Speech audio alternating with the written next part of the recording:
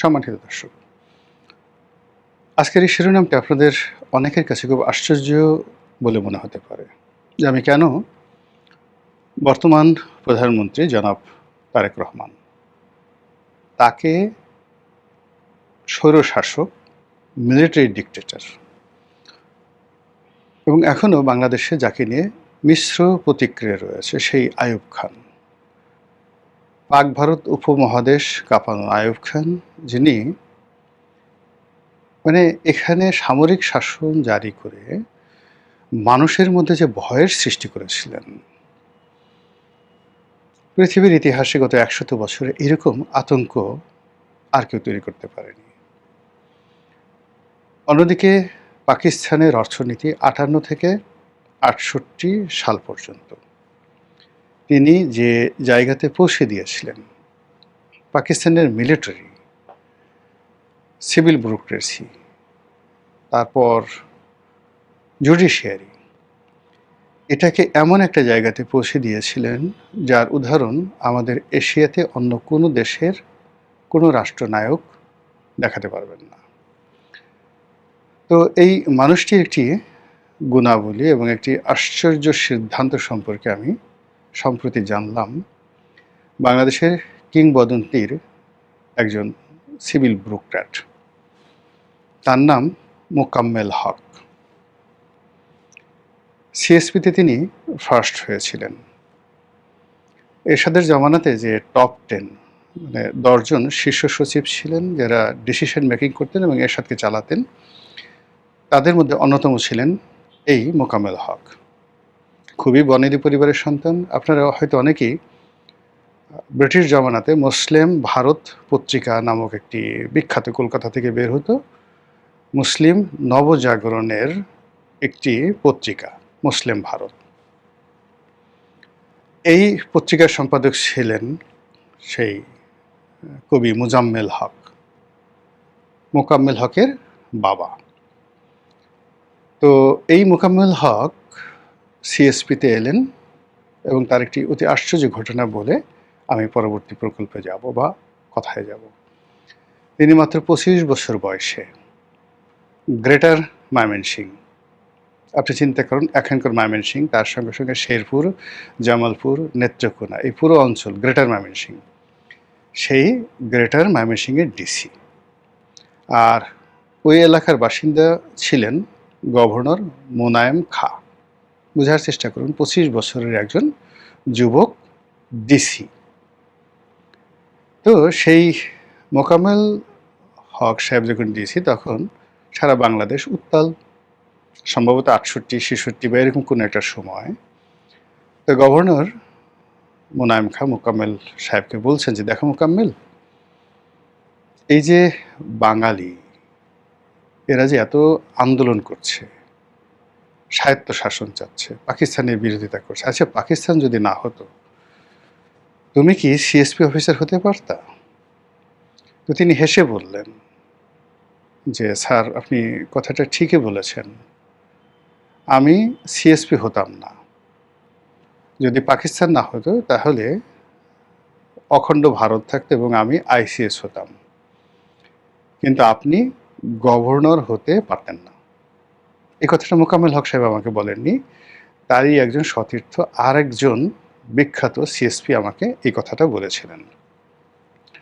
তো সেই মোকাম্মেল হক আইয়ুব খানের একটি কথা আমাকে বললেন, আমাকে বললেননি, ঠিক মিডিয়াতে এসে তিনি আইয়ুব খানের একটি যুগান্তকারী সিদ্ধান্ত তিনি বললেন।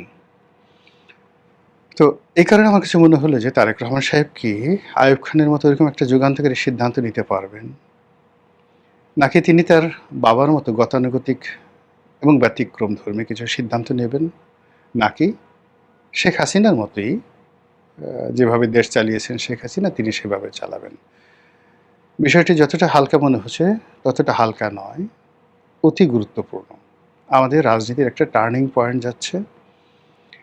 এই রাজনীতিতে আমরা সম্পূর্ণরূপে গণতন্ত্র হারাতে বসেছি, অথবা একটি নতুন গণতন্ত্র পেতে যাচ্ছি। এখানে তারেক রহমান সাহেবের সফলতা মানে বিএনপির সফলতা, বিএনপির সফলতা মানে গণতন্ত্রের সফলতা।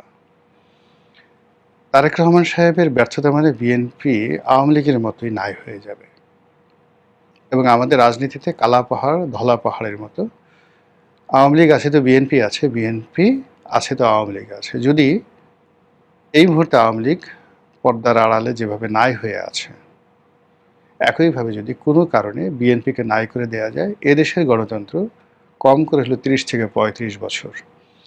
আমাদের এই যে এশিয়াতে যে সকল রাষ্ট্রে গণতন্ত্র চলে গিয়েছিল, যেমন ইন্দোনেশিয়াতে চলে গিয়েছিল সৌহার্দ্য, সব মিলিয়ে গণতন্ত্র ফিরে আসতে 30 থেকে 35 বছর সময় লেগেছে। মিশরে এখনও পর্যন্ত গণতন্ত্র আনয়ন করা যায়নি, পাকিস্তানেও গণতন্ত্র এখনও পর্যন্ত আনা যায়নি। প্রথম পাকিস্তানের গণতান্ত্রিক প্রধানমন্ত্রী বেনজির ভুট্টো যেভাবে এলেন, তো তার আগে যদি তার বাবার সময়কাল, খুব সংক্ষিপ্ত সময়কাল বাদ দেন, পুরো সময়টা সেখানে মিলিটারি শাসন। তো সেক্ষেত্রে যদি ইন্দোনেশিয়ার মতো ঘটনা ঘটে, মিশরের মতো ঘটনা ঘটে, আমরাও অন্তত 30 থেকে 35 বছরের একটা জাতাকলে পড়ব। এর আগে আমরা মিলিটারি ডিক্টেটরশিপ দেখেছি, এগুলো 9 থেকে 10 বছরের মধ্যে যায়। 111 আমরা দেখেছি, 2 থেকে 3 বছর 111 যায়। কিন্তু একটা সিস্টেমেটিকভাবে পলিটিক্যাল শক্তির অবর্তমানে যদি সেটা মিলিটারি ডিক্টেটরশিপ হোক বা অন্য যে কোনো ফর্মে হোক, এরকম একটি প্রকল্প যদি আসে, সেটা অনেকটা বাসার আল আসাদের মতো হতে পারে, তারপর ইন্দোনেশিয়ার সুহার্তোর মতো হতে পারে, পিনোশের মতো হতে পারে, আরও অনেক অসংখ্য নাম বলা যাবে। তো এজন্য তারেক রহমান সাহেবকে সিদ্ধান্ত নিতে হবে যে তিনি আসলে কী কাজ করবেন। ভূমিকা রেখে এখন মূল কাজে আসি। মোকাম্মেল হক সাহেব যেটা বলছিলেন যে তার সিএসপিতে চাকরি হলো কি করে, এর কারণ হলো যে তিনি 52 ভাষা আন্দোলনে একেবারে রাজপথে লড়াকু সৈনিক ছিলেন এবং জেলে গিয়েছিলেন এবং জেল খেটেছেন। আপনারা জানেন যে সরকারি চাকরি বিধির একটা প্রধান শর্ত হলো যে ক্রিমিনাল হিসেবে জেল খাটা যাবে না।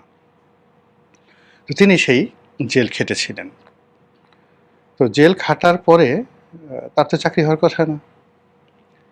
তো আইয়ুব খানের জমানাতে তিনি সিএসপি পরীক্ষা দিলেন এবং সেখানে ফার্স্ট হলেন।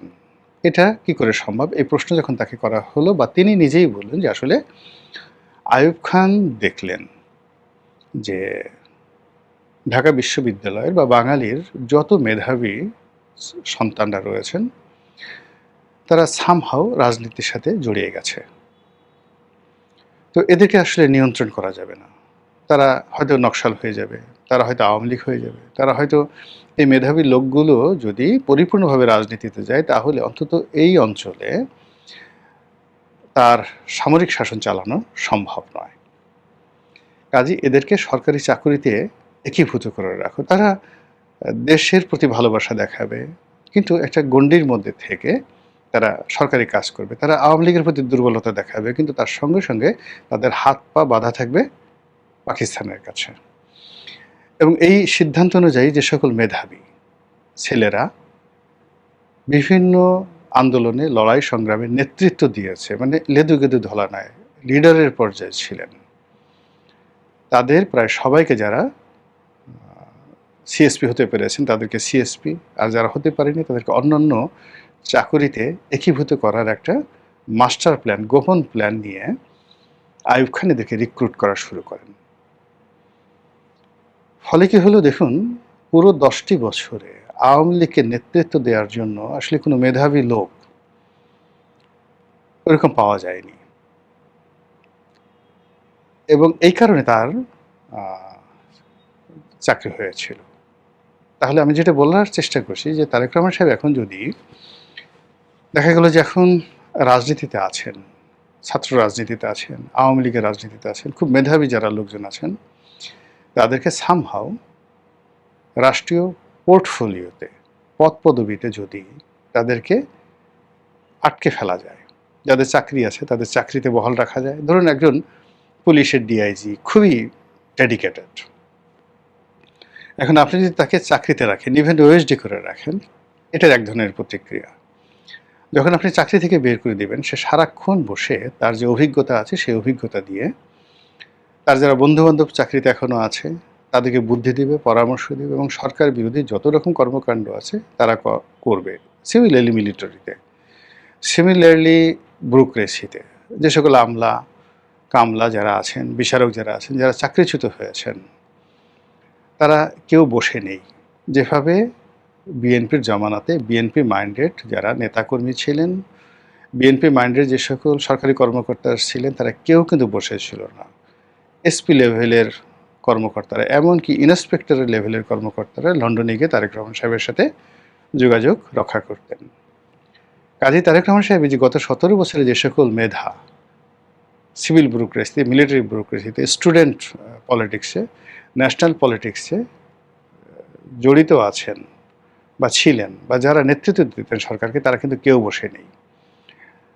তারা প্রথমে চেষ্টা করেছে পিঠ বাঁচানোর জন্য, দ্বিতীয় চেষ্টা করেছে চাকরি বাঁচানোর জন্য, তৃতীয় চেষ্টা যখন তারা দেখলো যে জেলে চলে গেছে বা পালাতে হয়েছে বা তারা গা ঢাকা দিতে হয়েছে, তখন তারা এখন এই সরকারের বিরুদ্ধে সর্বশক্তি দিয়ে চক্রান্ত করছে। It's a dangerous. এটা এত ডেঞ্জারাস যে একজন ওসি প্রদীপ, ধরুন কথায় কথা, এর মতো বা একজন হারুনের মতো ইফেক্টিভ অফিসার, বিপ্লবের মতো ইফেক্টিভ অফিসার, তারা পালিয়ে থেকে, মনিরের মতো অফিসার পালিয়ে থেকে যেভাবে পুলিশ বাহিনীকে বিভ্রান্ত করতে সক্ষম, এইভাবে ইন পাওয়ারে থেকে একজন কোহিনূর বলেন বা অন্য যাদেরকে এই মুহূর্তে দেয়া হয়েছে, তাদের মতো 100 জনের সেই কাজটি করতে পারবে না। এর কারণ হলো কোহিনূরদের জীবন অন্তত গত 20 বছর ধরে এমনভাবে তারা রোগাক্রান্ত হয়েছে, মানসিকভাবে বিষণ্ণ হয়েছে, রাতারাতি আত্মবিশ্বাস অর্জন করা সম্ভব নয়। আর অন্যদিকে এদের যে সমপর্যায়ে যে সকল কর্মকর্তা, কোহিনূরদের সমপর্যায়ে যে সকল কর্মকর্তারা চাকরিচ্যুত হয়েছেন, তারা এখনও তরতাজা। তাদের দেশে টাকা আছে, দেশের বাইরে টাকা আছে, তাদের স্ত্রী আছে, প্রেমিকা আছে এবং মৌজ এবং মাস্তি করার মতো যথেষ্ট সুযোগ তাদের আছে।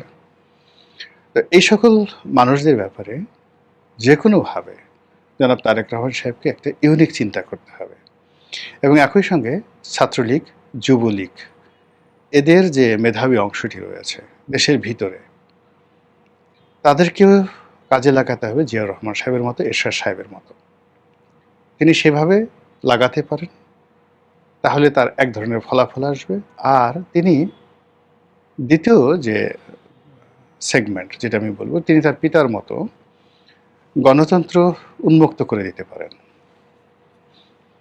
যেমন ধরুন, এখন রাজনীতিতে আসলে তো হাসানুল হক ইনু, রাশেদ খান মেনন, এই সমস্ত মানুষদের যে লিজেন্ডারি ক্যারেক্টারিস্টিক্স রয়েছে, যারা জেলখানাতে আছে, ব্যবসা বাণিজ্যে যে সমস্ত সালমান এফ রহমানদের মতো লোকজন যারা আছেন, মানে তাদেরকে যদি কোনো কারণে সেই উন্মুক্তভাবে চলাফেরা করার সুযোগ দেওয়া হয় এবং সরকারি নজরদারিতে রাখা হয়, তাতে করে ইকোনমিক ক্ষতি হবে না, দেশের ক্ষতি হবে না এবং তারা সরকারের প্রতি কৃতজ্ঞ থাকবে।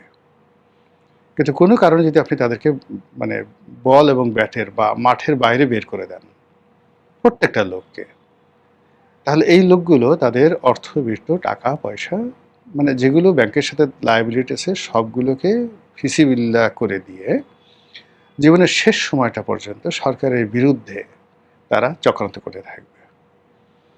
এবং এই একই সমস্যার সমাধান করার জন্য জিয়াউর রহমান সাহেব তিনি মুসলিম লীগ, আওয়ামী লীগ, কমিউনিস্ট পার্টি, জাসদ সবাইকে রিহ্যাবিলিট করেছিলেন এবং যাদেরকে যারা সেই বঙ্গবন্ধুর জমানাতে যত বেশি ক্ষতিগ্রস্ত হয়েছিলেন, তিনি তাদেরকে তত বেশি রিওয়ার্ড দিয়েছেন, সম্মুখ সারিতে নিয়ে এসেছেন। বঙ্গবন্ধুর দ্বারা যারা তুচ্ছ এবং তাচ্ছিল্যের শিকার হয়েছেন দলের ভিতরে এবং বাইরে, তাদের সবাইকে সামাজিক মর্যাদা দিয়েছেন। যেমন ধরেন তোফায়েল আহমেদ, আমির হোসেন আমর, সুরঞ্জিত সেনগুপ্ত, তাদেরকে তিনি দলে ভেড়াতে পারেননি। বা ধরুন এই যে প্রেসিডেন্ট আব্দুল হামিদ সাহেব, তাকে মন্ত্রী বানানোর জন্য জিয়াউর রহমান সর্বোচ্চ চেষ্টা করেছেন, তিনি আসেননি, কিন্তু তার সামাজিক মর্যাদা, তার রাজনীতি করার অধিকার পরিপূর্ণভাবে তিনি বহাল রেখেছেন। ফলে এই লোকগুলো শহীদ প্রেসিডেন্ট জিয়াউর রহমানের প্রতি কৃতজ্ঞ ছিল। তারা আওয়ামী লীগের রাজনীতি করেছে, কিন্তু রাষ্ট্রবিরোধী কোনো ডিস্ট্রাকটিভ কোনো কর্মকাণ্ড করেনি। ফলে আপনি দেখুন জিয়াউর রহমানের যে পুরো কর্মকাল, সেই কর্মকালে আওয়ামী লীগের পক্ষ থেকে কোনো থ্রেট আসেনি। আন্দোলন হয়েছে, তারপরে শেষে রাজনীতির যে কূটকৌশল সবকিছু হয়েছে। জিয়াউর রহমানের যে মেইন প্রবলেম সেটা ছিল মিলিটারি ব্যুরোক্রেসি। সেখানে একের পর এক যাকে বলা হয় কু হয়েছে, এবং এটা মূলত জিয়াউর রহমান সাহেব দায়ী ছিলেন না। এই কুর জন্য বঙ্গবন্ধু জমানাতে রক্ষী বাহিনী ভার্সেস সেনাবাহিনী, সেনাবাহিনীর দুটো অংশ, পাকিস্তান ফেরত সেনাবাহিনী ভার্সেস মুক্তিযোদ্ধার সেনাবাহিনী। এরপর ৭৫-এর ১৫ই আগস্টের পরে ওই যারা ১৫ই আগস্টে হত্যাকাণ্ড ঘটিয়েছে তারা ভার্সেস সেনাবাহিনী। এরপর ৭ই নভেম্বর যখন ঘটল, ৭ই নভেম্বর ভার্সেস সেনাবাহিনী, মানে ৭ই নভেম্বরে যারা নায়ক ছিলেন তারাও তো ৭ই নভেম্বরে যে নায়ক, আজকের যারা সমন্বয়ক আছেন তাদের চেয়ে বেশি পাওয়ারফুল ছিলেন। কর্নেল তাহের ভার্সেস অন্যান্য যারা আছেন, সব মিলিয়ে সেনাবাহিনীর মধ্যে ছোট্ট একটা সেনাবাহিনী, তখন সাকল্য হয়তো ৩০-৩৫ হাজার সেনাবাহিনী ছিল বা ৪০,০০০ ছিল, নট মোর দ্যান দ্যাট। তো এই সেনাবাহিনী নিয়ে প্রতিটা মুহূর্তে তাকে টেনশনে কাটাতে হয়েছে। কিন্তু রাজনীতির মাঠটা কিন্তু তিনি ডিফিকাল্ট করে দিয়েছিলেন, পলিটিক্সকে ডিফিকাল্ট করে দিয়েছিলেন। যাকে টাকা দেওয়া দরকার, যাকে পদ দেওয়া দরকার, যাকে সম্মান দেওয়া দরকার, যাকে মন্ত্রী বানানো দরকার, এমপি বানানো দরকার, যাকে বিরোধী দলের নেতা বানানো দরকার, যাকে সংসদে আনা দরকার, এভরিথিং ম্যাটিকুলাসলি তিনি করেছিলেন অত্যন্ত সফলভাবে। জিয়াউর রহমান সাহেবের এই কর্মকাণ্ড এরশাদ সাহেব হুবহু নকল করেছিলেন। তো হুবহু নকল করেছিলেন, এবং তিনি একেবারে শেষ সময়টাতে এসে যেভাবে শেখ হাসিনা একটা ফাঁদে পড়েছিলেন, এরশাদও ঠিক একই একটা ফাঁদে তিনি পড়েছিলেন। তো সেই ফাঁদটাতে যদি তিনি পা না দিতেন তাহলে হয়তো ভিন্ন ইতিহাস হতে পারত। এখন তারেক রহমান সাহেব কি তার পিতাকে অনুসরণ করে আওয়ামী লীগকে রিভাইভ করবেন? জাসদ, অন্যান্য যে সকল ওয়ার্কার্স পার্টি, অন্যান্য যে সকল আওয়ামী লীগের যে সকল অ্যালাইড ছিলেন তাদেরকে মাঠে নামিয়ে দিয়ে বর্তমানে যারা রাজনৈতিক দলে বিরোধী দল হিসেবে আছেন সংসদে এবং সংসদের বাইরে, তাদেরকে একটা প্রতিযোগিতার মধ্যে ফেলে দিবেন এবং রাজনীতিটিকে তার বাবার মতো তিনি difficult, I will make the politics difficult for the politician. তিনি এখন সেই পলিটিশিয়ানদের রাজনীতিকে পলিটিক্সের মধ্যে ঢুকিয়ে দেবেন কিনা, এটাও তার একটা দ্বিতীয় অপশন। আর তৃতীয় অপশন হলো যে, না রে বাপু, আমি সমস্ত ধানাই পানাই, বরিশালের আঞ্চলিক ভাষা, এগুলোর মধ্যে নেই। আমি শক্ত হাতে রুল করব, বিএনপির যে সমস্ত লোকজন রয়েছে তাদেরকে সুযোগ দেব, সুবিধা দেব, দলের বাইরে কোনো চিন্তা ভাবনা করব না। শেখ হাসিনা যেভাবে নিজের দলকে সুসংগত করেছেন, এখন আমিও বিএনপিকে সুসংগত করব। আর আমার সামনে যারা দাঁড়াবেন তো তাদের বিরুদ্ধে আমি সেই ব্যবস্থা নেব যে ব্যবস্থা শেখ হাসিনা নিয়ে ১৭ বছর টিকেছে। আমার বয়স এখন ৬৩ বছর। ১৭ বছর যদি আমি শেখ হাসিনার মতো ক্ষমতায় থাকতে পারি তাহলে আমার বয়স হয়ে যাবে ৮০ বছর। কাজেই একটা মানুষের জীবনে এর চেয়ে আর বেশি কিছু লাগে না। তিনি এই চিন্তাও করতে পারেন। এখন কোন চিন্তায় কতটা বরকত আসবে, কোন চিন্তায় কতটা সফলতা আসবে, আর কোন চিন্তার সফল বাস্তবায়ন তার পক্ষে সম্ভব, এটা একান্তই তার ব্যক্তিগত বিষয়।